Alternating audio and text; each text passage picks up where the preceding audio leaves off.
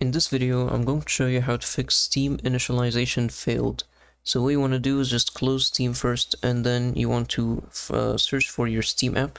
So you can just open up the window and then search for Steam. When you find it, just right click, open file location.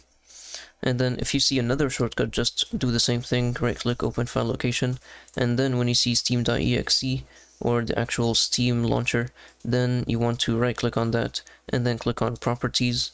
And then over here, click on compatibility. And then choose the run this program in compatibility mode 4. So check that and make sure this is Windows 8. And then check this run this program as an administrator as well. Now you can apply, OK, and close everything. And now you can just to make sure this is good, just restart your PC and everything should be good and the error should be fixed. If you found this video helpful, please don't forget to like and subscribe.